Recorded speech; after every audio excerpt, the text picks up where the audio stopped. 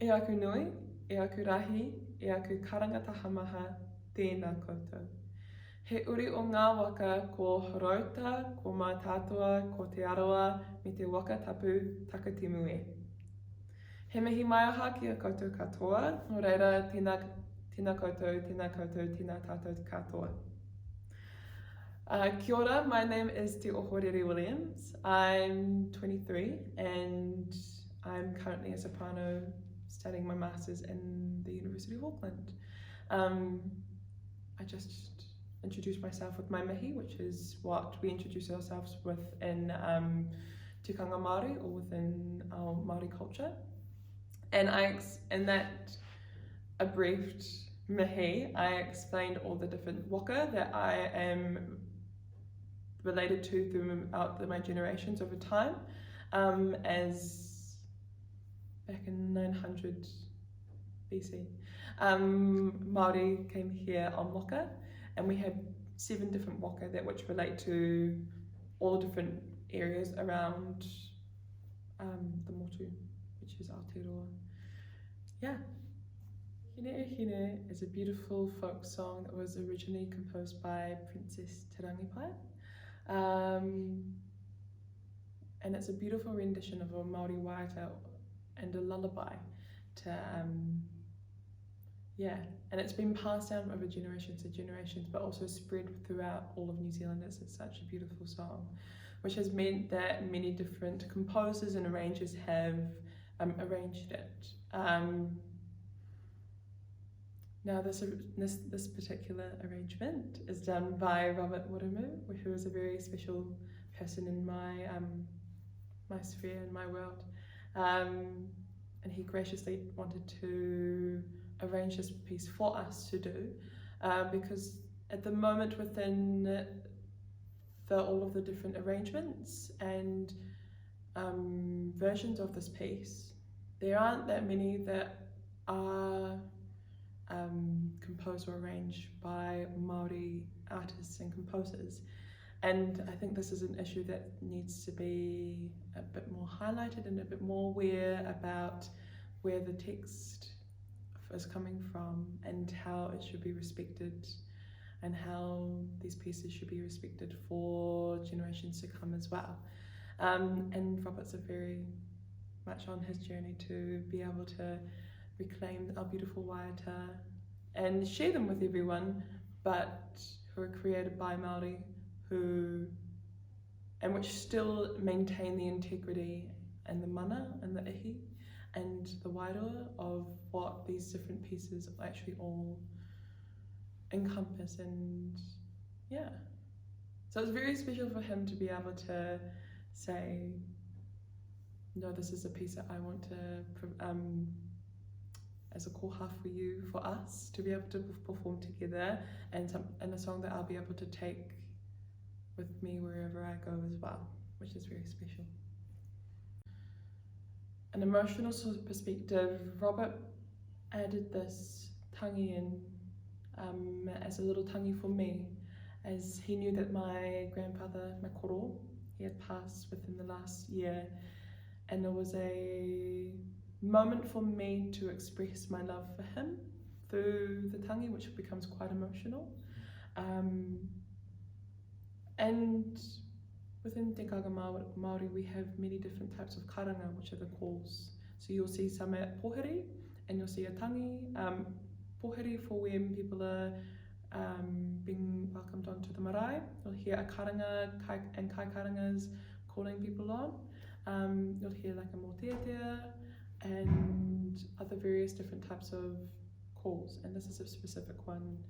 This is a call for me to express my love for my koro, but also to acknowledge his passing and to allow him to spiritually be free as well, and for me to have that sort of moment to share, which is very special, and it gets very emotional when I'm singing it too. Yes, I'm very honoured that Robert wrote that in, especially as well. I genuinely didn't think that I would be able to do it, but through this process of rehearsing it and being comfortable with being comfortable with not knowing whatever it sounds like, not being comfortable with however it comes across. It just shows my gratitude and love for my koro and his passing, which is something that I've had to manage as well, which is really interesting as an artist and as a performer. And on that sort of side, technically, it's interesting moving from a singing approach into a tangi approach because it involves different things technically.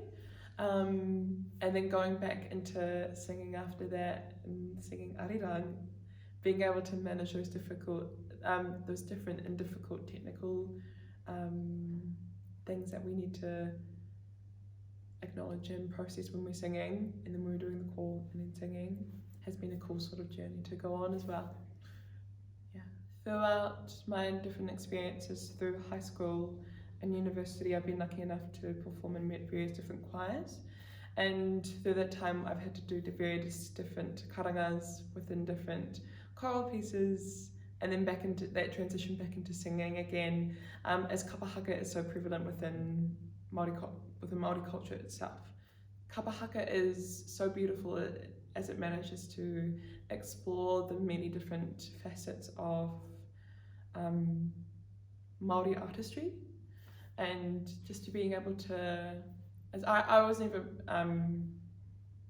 able to grow up with that within my where I was based, and I wasn't able to have that connection to my whenua or my land as some of my other friends have been able to experience, which is no fault of anyone's at all, but it is incredibly grounding coming back and being able to sing in te reo Māori, and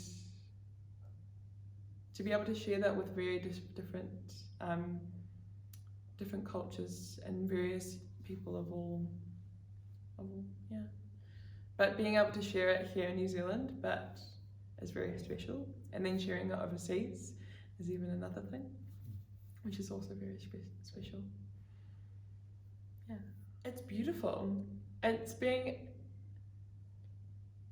There are so many different parallels between Korean culture and tikanga Māori, such as respect for one another but respect for elders, and just within the language itself the vowels are so incredibly similar, so being able to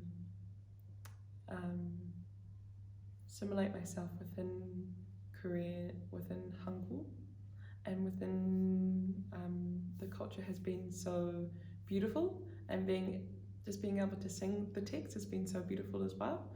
And especially knowing that it's such a prevalent song within all Korean communities, having that responsibility of maintaining the respect for the language and the respect for the song has been of the highest importance to me as a singer and a performer as well. So I take it with big pressure on my shoulders. For the first rehearsal, we just spent 2 hours on just the text itself, and that made me completely aware of